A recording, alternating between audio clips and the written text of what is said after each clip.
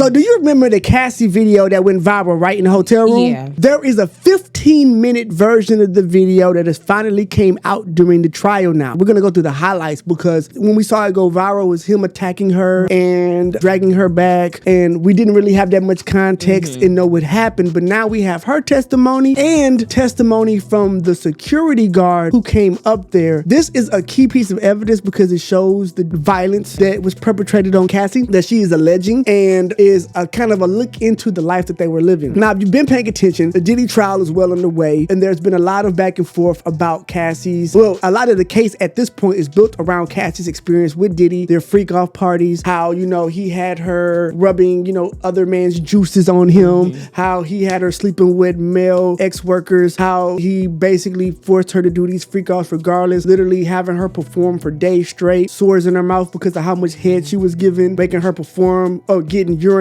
on by different guys, all kinds of stuff. And now the other thing that was also surprising to a lot of people is that a lot of this stuff Cassie was down for. You know what I'm saying? And so while she was a victim, and I know this is hard for people because we like it black and white, but while she was a victim, it doesn't mean that she didn't have some fun. You know what I'm saying? Or it didn't start off fun and then become a victim. You know what I'm saying? But with that being said, this is the video, and what we get out of it is pretty shocking because we see a whole lot more. It's 15 minutes long, and this is the unedited version. So originally what you see is Cassie getting her stuff. She's trying to leave the hotel room. According to Cassie at this point, she doesn't want to participate in a freak off. And then you see Diddy grab her, throw her down, kick her, grab her stuff.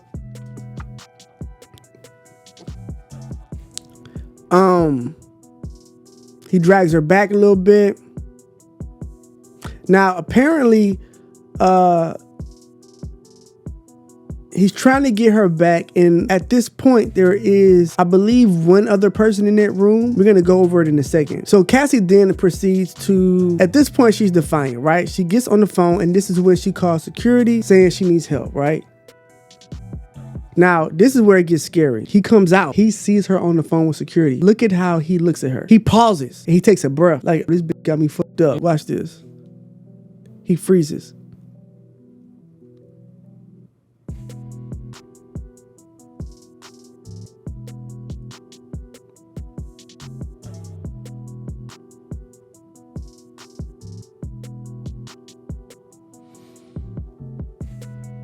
So she's in the corner. She's afraid of him. She's not moving.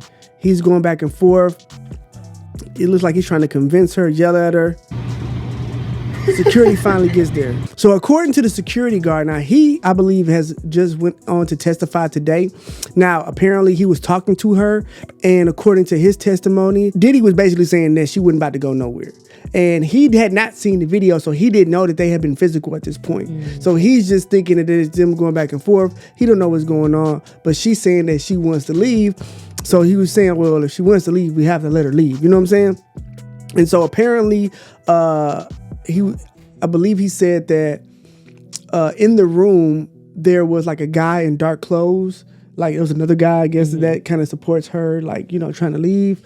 And I guess he was trying to get a freak off going in that room, and she didn't want no parts. And so she's trying to leave. And then apparently there was the security guard was like this huge guy that was like 7 feet tall, some huge security guy, some big guy came and got her that she was familiar with and took her away, and that's how she ended up leaving.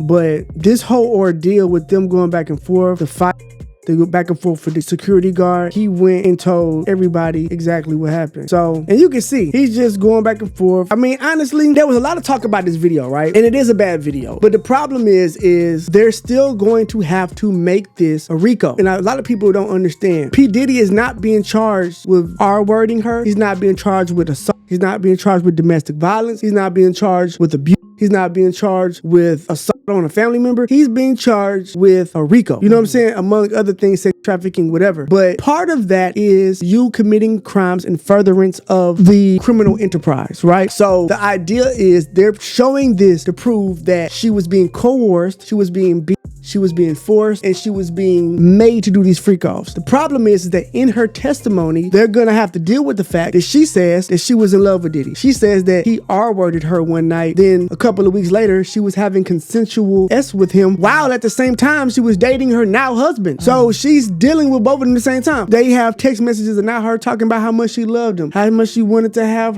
his babies. Him asking her, do you want to have a freak off? And her saying, you know, I'm always ready for a freak off. The male S workers saying that she was the one that paid them. She was the one that caused. She said that he set him up. He told her to do it, but you were the ones. And even when the male S worker who testified was like, well, me and Cassie had a great relationship. We damn near like they were friends. Like they were doing this so frequently, they had kind of built up a little, you know, vibe or whatever. So it wasn't in how excited he was, how much fun they had, how she was so excited about what happened. She texted him and asked for a picture of his D because it was the biggest one she'd ever seen, according to him. So all of these things shows that at some point she was a willing participant. Again, that doesn't mean she wasn't a victim. It doesn't mean she wasn't abused. But what I'm saying is at what point, because what his team is going to try to pitch is Bobby and Whitney. We both was violent. We both was freaky. She just want to get paid now. You know what I'm saying? Maybe he went too far, but they both was going too far. You know, that's the way they going to try to pitch it. Or maybe he went too far, but also that's not a RICO. And so I think the hard part is usually in a RICO, and we saw this with the Young Thug thing, and this is the reason why the Young Thug trial didn't make no fucking sense, because they tried to nail Young Thug for a RICO because the idea was Thug had a gang that was terrorizing the streets and they was committing crimes in furtherance of the gang, right? Problem is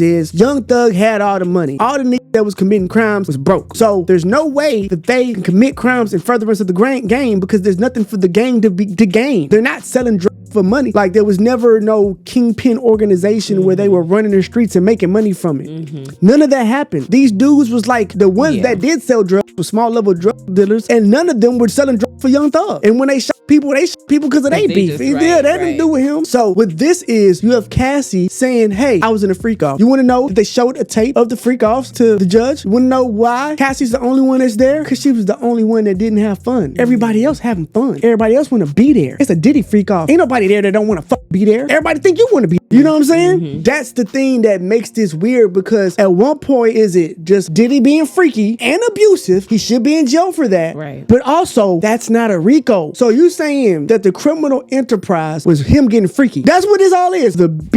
The coercion, the R-wording, the hiring the workers, the orchestration, the groups, the doing it in multiple cities. Right. Was for him to be freaky. That is true, but also it just sounds like that's what y'all was on at that time. You know what I'm saying? And he was abusive. I don't get sex trafficking. Now, did he traffic? 100% believe he did. I just don't think that this is the one that qualifies. You get what I'm saying? And I think that is what the justice system is trying in this moment, I believe, is we can't get you on any of your real crimes because either you did them too good, nobody's gonna speak about them, or they happened too long ago. You know what I'm saying? They never gonna get Diddy on Tupac's murder, but we may be able to get you on this. You know what I'm saying? And I feel like they're trying to do that. Now, I don't know if that is just, and I don't know if the jury's gonna go for it, because at some point they gotta make it make sense where, yes, she was coerced, yes, she was made to do this, but is it trafficking? I don't know. Let us know what you think in the comments. Do you think Diddy is guilty? Do you think he's not guilty? Do you think he's being railroaded? Do you think Cassie was a victim? Do you think she was a part of it, or a little bit of both? Let us know in the comments and we will be giving you updates.